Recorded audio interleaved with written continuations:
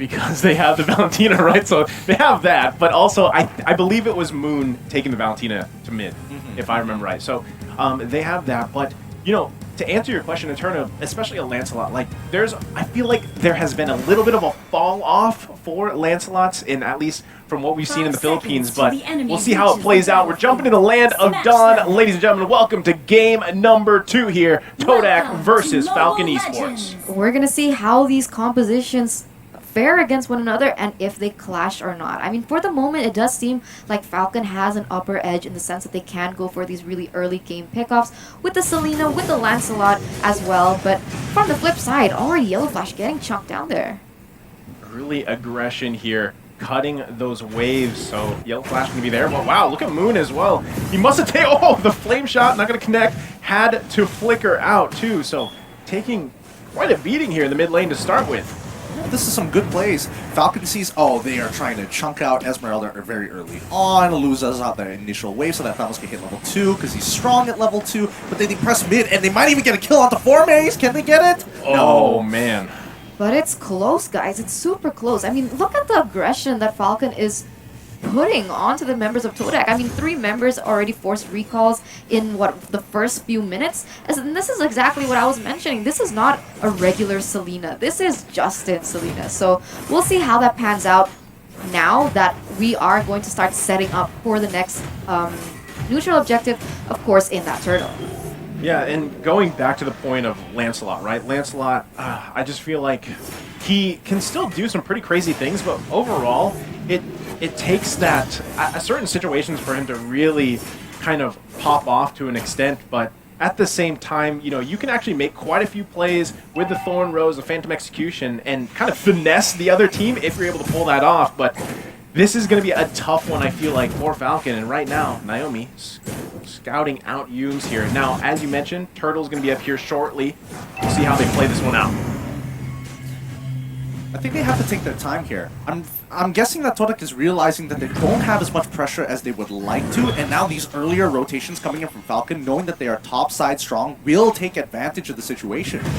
Now Turtle going to be low. There's a Phantom Execution. It's going to be secured here by Momo. First turtle of the game going to the hands of Todak. Also first blood, this time by 4-Maze. And they get this small lead here, actually. And, you know, we're talking about turtles, right? Turtle objectives early on. We've seen it before where teams have all 3 turtles, let's say the entire game, and they can still fall short. But these minute shields that they get, I mean, these little bit of advantage can play a part here, especially with the lineup that they have.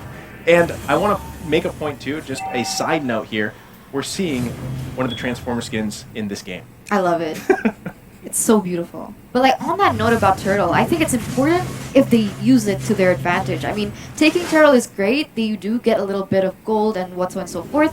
But if they can't utilize it in terms of pickoff, in terms of team fight, I don't know how much they can extract from the huge potential that actually a Turtle can give you. I mean, look at this right now. They're bullying the jungle here because Ken, I mean, that's what they have to do, right? Momo, he's so tanky, especially this early on. We're only 3 minutes in. But he actually just goes into the jungle when he wants, and that's kind of the strength of Barats. At the same time, you have the Daytona's welcome, right? You can kind of pick a target out, especially if you can find the right target. So this could be an advantage for Todak, but right now, a little skirmish comes off here into the river, but nothing going to commence out of that. This was a risky play by Falcon. I mean, understanding that Todak did pick up the Valentina, I do understand that Naomi using this Akai is like a huge OP here, but that has to wait.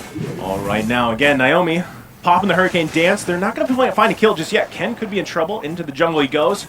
Now Chico just playing around here on the border. Naomi going to take quite a bit of damage. Yumes goes in with Circling Eagle and finds one here. Another one on the board for Todak.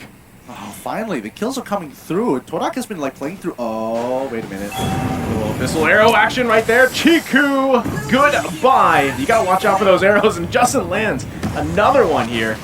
Now Turtle gonna be up. Justin has been pretty accurate, I feel like, with these missile arrows.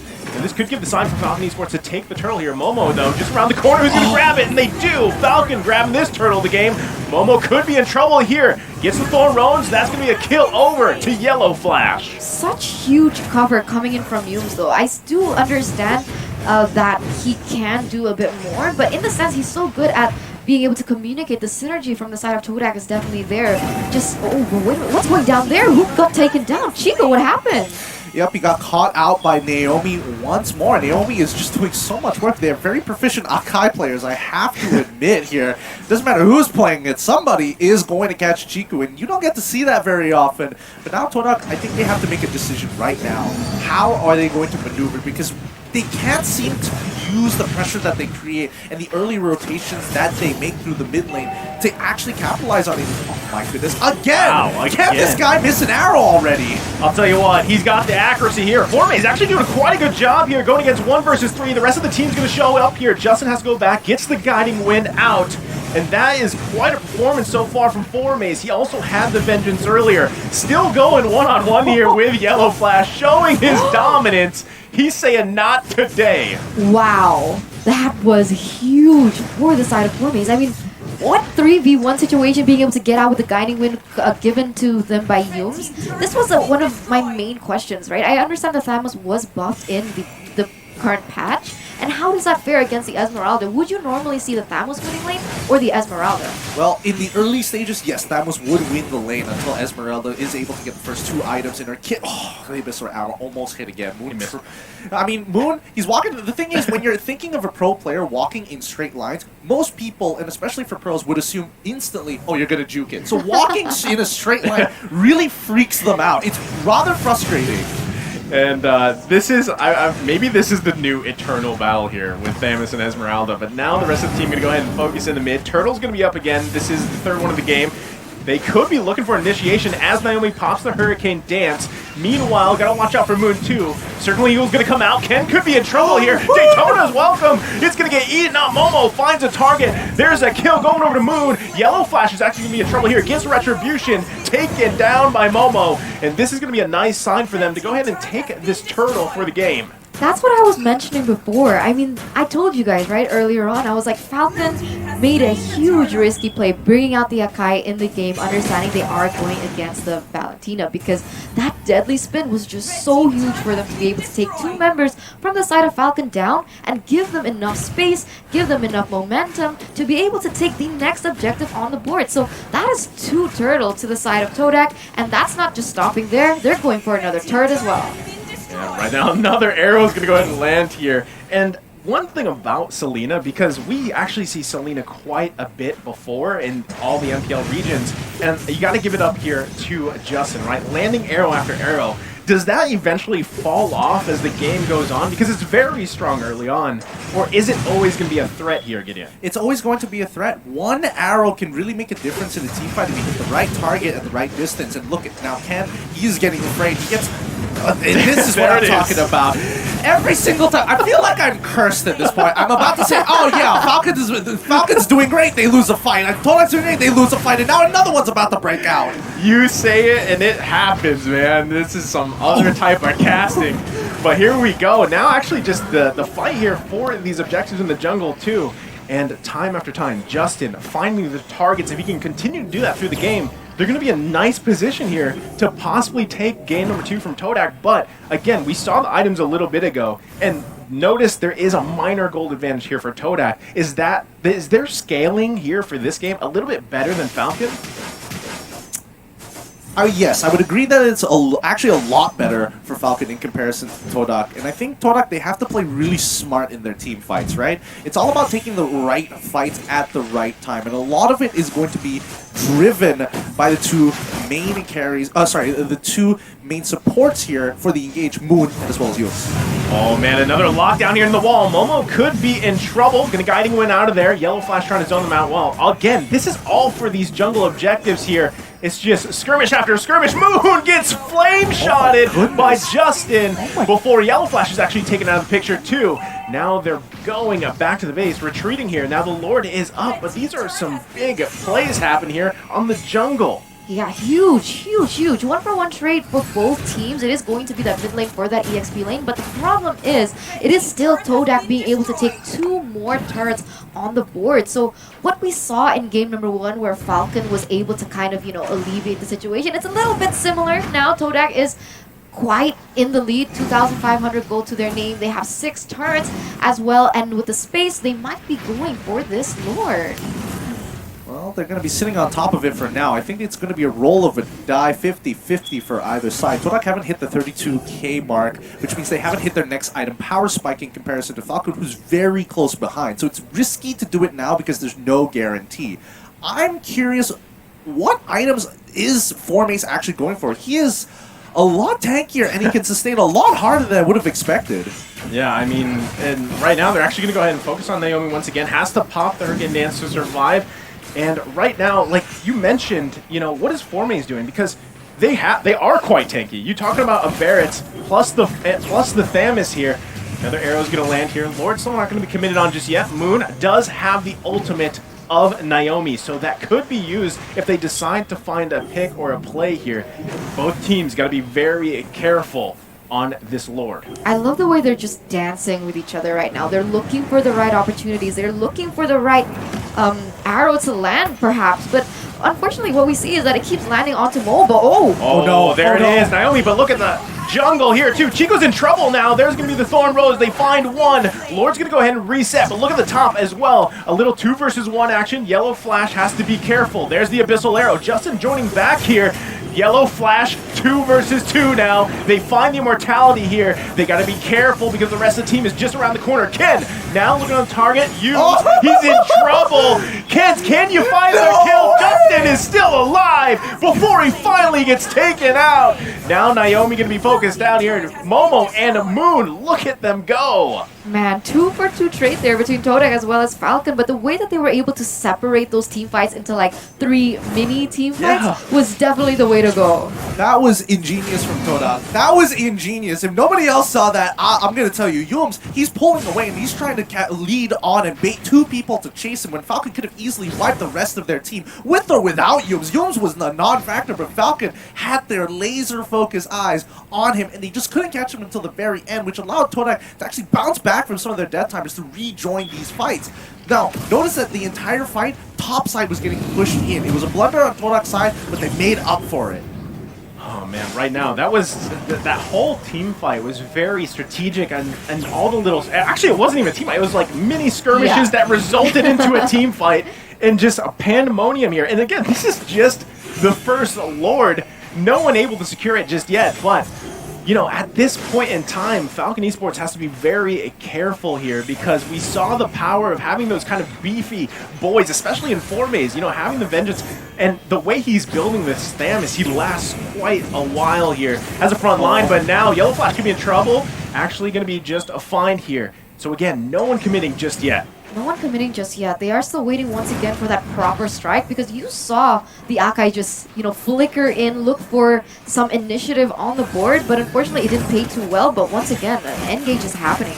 Oh, Yum's doing what Gideon talked about earlier. He's trying to bait some people out here. Formace popping the Vengeance going on here. Oh, and they find Yellow Flash. That's going to be a nice pickup. They could go and just get the Lord now as Falcon is down 1. Also, lane's being pushed in. This is the perfect time for Todak to take an objective. Such a beautiful play now. Oh, wait, hold on. Oh, right when we were about to get into the climax, I swear, it's international tournaments and it's always me. I'm cursed. I'm cursed. We're sharing a desk with the guys. It's alright, it's alright. I mean, for a minute, we have some time to rest. I think Naisu's a bit flabbergasted, perhaps, with how much action has just been happening from the get-go. I mean, what happened in those last few minutes? So, a lot of the macro play coming out from Todak is very simple. They know that they have pushing waves, they set up for pushing waves, and then they start dancing around the Lord. They're telling Falcon, hey, if you come on over here, maybe we'll get into a bit of a fight. Maybe you're gonna, and you know for a fact that Falcon will win that overall team fight. That's why you can see Todak pushing in and then pulling back out, wasting their time as the top and bottom lane start to push in. You notice immediately Ken sees that the bottom side is pushing, so he has to go and match it, clear it off, and come back. But what about top side? What do you do then? That's when Todak start to pull the triggers. Let's get a little bit more antsy. Let's get a little deeper. And if we get this catch, it's even better for us because we can guarantee a Lord. With this single pick, there is not enough members for Falcon to take on Todak by this Lord. They have to send 1 person up top to clear that wave and 3 people to delay this Lord as much as possible. maybe even get a pick. In addition to that, I also think it's really important, even if they go in for team fights, let's say 5 versus 5, it all depends on the timing of when they take out the deadly spin. Yeah. Because I see like that being like a huge factor, right? Because if, let's say the Valentina, let's say if Moon does it first, it does seem like it pays to their advantage, but if they're able to land a really good deadly spin on one of the members from the side of Todak, like they did before, it usually sways into the hands of Falcon themselves. Well, we're jumping right back into the game, and I was going to say, I believe Lord was going to be secured here, so it is taken by Todak. Now Naomi doing work on a Moon. Moon, you gotta be careful. You're not that strong as an Akai, and he gets taken down by his mirror. Naomi now gonna be focused here for Formays, eaten up. Momo finds a target. Can they get this one? Silent goes down. Big pickup here. Double kill for Formays. And now working to crack open the base for Falcon. They're gonna try their best to defend here. Formays gonna back off here. They clear the minions. They buy a little bit of time for now. Now this changes everything, right, Gideon? This changes a lot of things, but while we still have time, let's quickly pull up the item list. I'm not sure what Ken exactly is building. He's looking like he's got a lot more HP than he should. Naturally, for a Lancelot, I'm guessing he's probably got like, yep, there we go, Sky got intel. And right now, they're gonna go ahead and get this middle turret. It's actually still standing, but the Lord's gonna be up top. They get the flicker out too. Phantom Execution gonna come out. They give him Justin. Yo, you're in trouble. Mega kill for Formays. Now the base exposed here as the mid turret's gonna go down too. They have to take out this Lord to buy some more time. They're minus Justin. That's gonna be a tough one for Falcon Esports to defend, but so far they're doing it. Luckily, they still have the carry, right? We doubted this pick in the drafting phase, but this is exactly what a carry can do, right? If the Lord does come into their base, if the Lord does siege, the carry does have that possibility. But what I'm worried about, in a sense, is that the carry is lacking so much in range. If we compare it, let's say, to the Bopple and Koopa, like Todak, they have the siege, but what does Falcon have to be able to give them an edge in terms of that range problem? Well, I think it's space. I think a lot of it has to do with the space. But now looking at the items, we're noticing. Oh my goodness, Ken went with a full tank build. He's got no damage. He's got no damage whatsoever. He's got Curse Down. He's got Twilight Armor. Okay. He's at least he has a Thunder Belt, which gives him some form of true damage and actually works in favor with his max HP. But he knows for a fact that he's going to get burst down relatively quick, so he'd rather go with this for the safer route to try and take on Chiku. Right now, they're actually going to look at the potential here from Moon. So they're actually going to go ahead and get that heavy spin out now, and so they're down that, but still, there's some potential here for Todak to push in. Actually, they're doing quite a good job at keeping them from resetting too. They might look at the push and pull that is happening. Falcon Esports does not want them to go back, but this is what we were talking about. The push and pull. Todak saying, hey, come here, guys, and then Falcon pulling off. So what is the moment for Falcon Esports to turn this around? I mean, Todak is just doing a great job so far. What does Falcon Esports have to do here, Gideon? Alright, so the stalemate comes down to one simple fact. If Moon has his ultimate, Naomi doesn't want to stay close to him. He doesn't want to give him that free ult. And if he does, that's when both sides are going to be holding it against each other. Who is going to pop it first? And whoever pops it first usually is going to die first.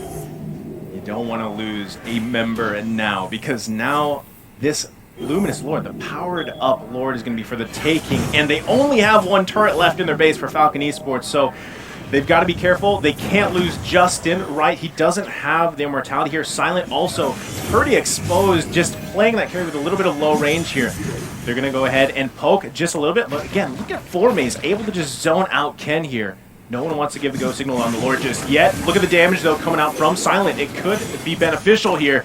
Formays once again going 1 versus 2 in the mid lane. They might actually go ahead and start up this Lord for now. Yep, but notice, top wave, it's building up. It's going to happen all over again. Oh, the Abyssal Arrow is going to land. Falling Star Moon's going to come in. Can they get the immortality from Yumes? It actually flickers out and he's okay. Moon finds the immortality here, and that's the response. But Moon grabs that one. Lord's going to get taken out. It's secured here by Ken with the Retribution, and now they're turning around. Naomi's got to be very careful. He's got a little bit of regen. Justin goes and takes goes down here. Moon, nice pickup there. Another immortality is going to be popped. Can they follow it up on this? And they fall here. 3 down for Falcon Esports. Oh no, they have the Lord in their hands, but unfortunately they were forced to lose 3 members in there at the same time. And now what is going to happen here? It seems like Todak, they're going to push for the end perhaps. Oh, they're looking for the kill angle right here, but they're going to notice very quickly it's not going to be that easy. Oh man, right now, Silent, they're actually focused on. Look at the damage from Moon! He's actually going to force him to go back, but Naomi, you can't do much! And this could be it! Todak taking game number 2, evening it out to 1-for-1. No way that's a kill.